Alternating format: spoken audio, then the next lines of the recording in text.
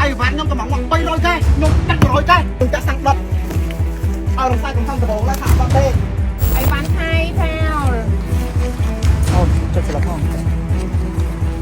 จ้างเลยวันไทยจำนวน50-60 rồi ở bay làm không không cho hội đi này cha bông đọc nè và tôi biết chúng tôi năng ấy quản để sẽ xong chúng tôi bay đóng tam tận là của tôi điện đóng trong thì bạn phải óc nước một tạm đồng เผาไม่เอาแล้วสินค้าที่นำเข้าจากไทยสมเด็จฮุนเซนบอกฉันขอเรียกร้องต่อรัฐบาลแล้วก็เจ้าหน้าที่ทุกระดับชั้นให้จัดการกับเจ้าหน้าที่และพ่อค้าที่ยังลักลอบนำเข้าสินค้าไทยในขณะที่ชายแดนยังคงปิดอยู่อย่างเป็นทางการพฤติกรรมนี้ทำให้ประเทศเพื่อนบ้านดูถูกเราโดยคิดว่าเราไม่สามารถอยู่ได้หากไม่มีสินค้าของพวกเขานี่เป็นไงล่ะเจ็บไหมพอสมเด็จพ่อสั่งแบนลูกๆตัวกระจอกต่างๆผมเนี่ยสั่งคีมา300 ลัง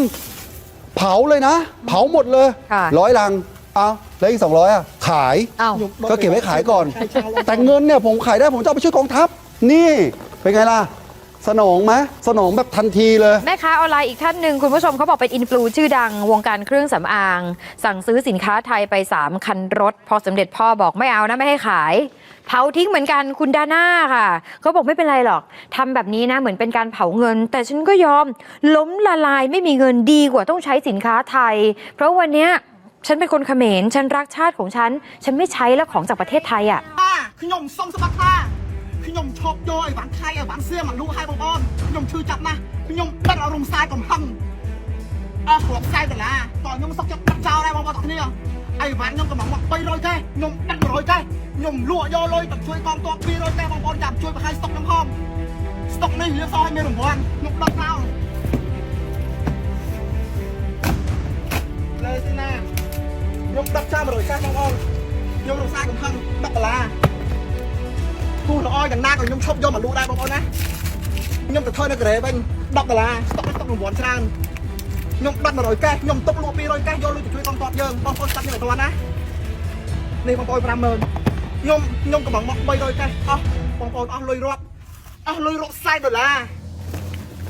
ไซด์ข้างกระบอกแล้วถามว่าเต้ที่จับอะไรกันแล้วบอลหนักเนี่ยตาเยอะอ่ะจัดการอ๋อเนี่ยไปร้านนะบอลหนักเนี่ยตาเลยที่เยอะจัดการรถขี่มวยนั่งไอ้วันไทยแพลวเอาจะสลับห้อง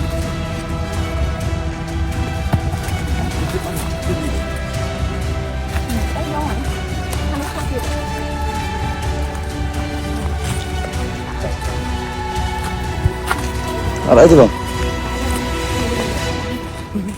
อะไรดิเหรอโดยตามแต่การสัญญาเนี่ยtrong ban thảoย่อมหนังกับจ้างเลยวันไทยจำนวน50-60 rồi ở bay làm không khống trong cái môi hội thì mình cha bao đọc nè và tôi biết chúng tôi năng ấy quản để sẽ so với chúng tôi bay đóng tam tận là của tôi biết